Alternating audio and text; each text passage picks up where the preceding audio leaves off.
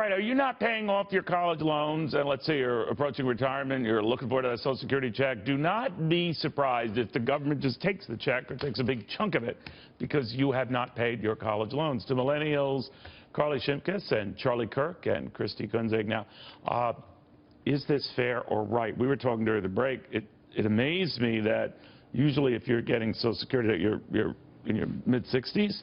So it's been 40 years plus since you left college, and you still have to pay those loans back. That alone surprised me.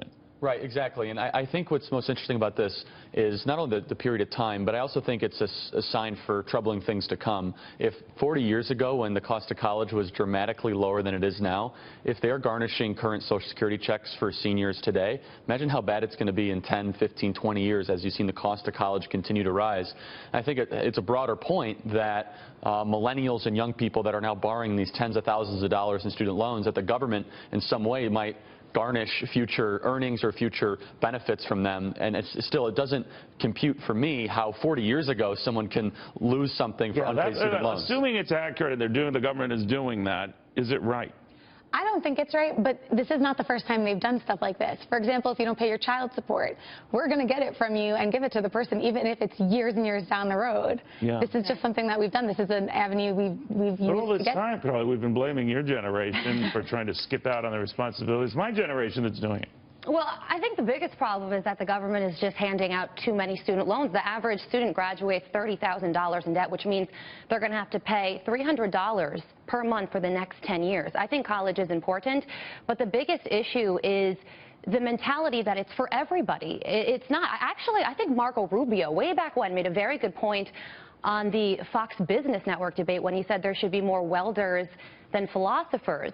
A lot of students now are getting degrees just to get them. That and really lost him the philosopher vote, though. Remember that? It did, unfortunately, but it sure really skyrocketed among welders. He did, yeah. All right. But you know what I think is weird, guys, is that obviously it's a ticking time bomb, the whole student loan debt. And it just surprised you that there are people my age and older who are not paying it off and all of a sudden facing the reality of having their Social Security checks garnished, what have you. But it's widespread. So there's a rescue here in the future. I don't know what it is, but I'm cynical enough to say there's been precedent for it. Right, and I kind of joke. I call it a game of loans, and it really is, where you have this vicious, endless cycle where the government is subsidizing student loans. Colleges have no incentives to cut costs, so they keep on raising their prices. And then you have this massive lobby in Washington, D.C., 1,400 full-time lobbyists that work for the higher education cartel that are lobbying for more research grants, lower student loans. So who's being punished? It's students are. Right. Because we're being told we have to go to college. But if you don't pay back that debt, are you surprised that they can come back this way and get it through Social Security? No, absolutely not. And I think you echoed that point before. This may not sound like She's a lawyer and she'll find a way to make a buck off it, but I mean, no offense. But this may not sound like the smartest solution. Your solution sounded very smart. He's tough love with everybody. It is the most practical. I think it really does fall on good parenting and high school, where they have to guide students to the appropriate college or future that meets their financial needs.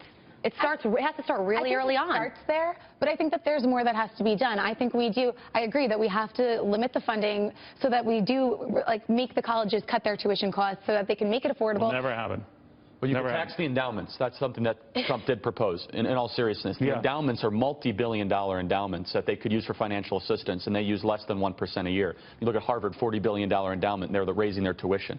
I mean, it's tax-free. It's absolutely ridiculous. I mean, even aside from all of that, when we're looking at paying back the student loans, I think if you really want to help the students pay them, what we need to do is lower the interest rates because they're insane. We're paying 7% interest on student loans. I mean, it's 3.8% in the last Congress. I actually think low interest rates are 7%. Right, because the latest Congress, you haven't refinanced with the latest bill, but I think lower interest rates actually have had a negative effect.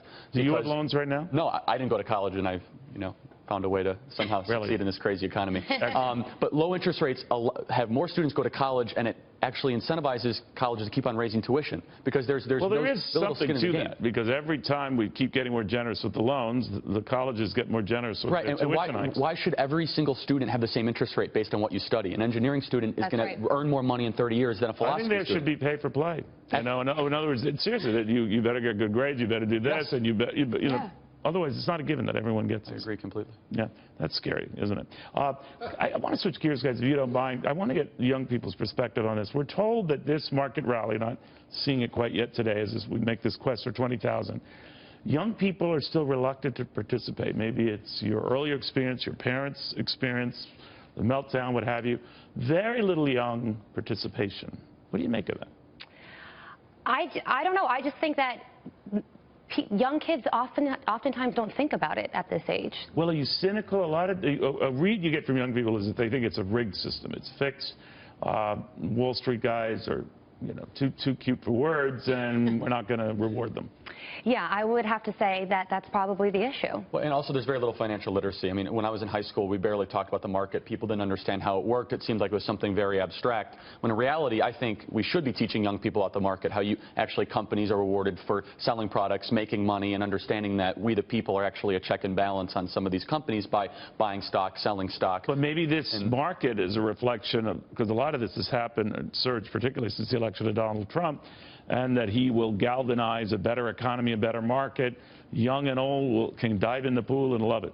I think our money is just going toward our student loans. We want to get those Social Security checks maybe one day. You whine a lot, don't you? Very little disposable income, too, which is a big part of it. Well, that is a big part of it, but they will find almost any other reason to not invest in this market. What would change that? Well, look, I think a booming economy, rising incomes, raising wages, all those sorts of things, but also maybe a president that doesn't demonize Wall Street, that doesn't demonize the capitalist system, says it's a good thing to actually invest in our market. Do you guys trust or like rich people? Love rich people. You do? Absolutely. Who doesn't? Yeah, absolutely. Well, the Bernie Sanders. But I'm saying because overwhelmingly young people have the most negative view of capitalists and success, we're told, than any generation prior. Right. Well, this is a small sampling of millennials, and I do think you're right. The Bernie Sanders folks tend to dislike rich folks when they really should be looking at them and emulating their example. Absolutely. But do you worry when you talk to other young people who have this same cynical, jaded view? Now, that view lost in the election. Hillary Clinton wanted to tax that more, vilify that more. Your perspective, I guess, depends on where you come from. But then now it's just the opposite with Donald Trump. He's got a cabinet populated with billionaires and very successful people. Some people wince at that. Do you? I love it. I think that successful people in government is something we need more of, but it goes down to a fundamental flaw in our education system. Young people are being taught just because someone got rich means someone got poor, and that is wrong. If someone gets rich, someone equally got as rich because you traded value for value. If Steve Jobs made a lot of money when he was with Apple, everyone else got richer because we got better products. And in our education system, they say XYZ person is rich, therefore someone must have got poor. We must break that down fundamentally, because when someone makes money, they must have created value in the marketplace for somebody else. Don't you think there are rich jerks and there are poor jerks? Like, I think jerkery knows no pedigree. You know what I mean? Like, hey, absolutely. You're an ass. Exactly. You're poor, you're right? Sure, despite income levels or wealth, I mean, there's good people that are rich, there's bad people. Exactly. It's not just because you have money, you're a bad person. So. Okay. Seriously, guys, thank you. Have a Merry Christmas. Always good seeing you guys.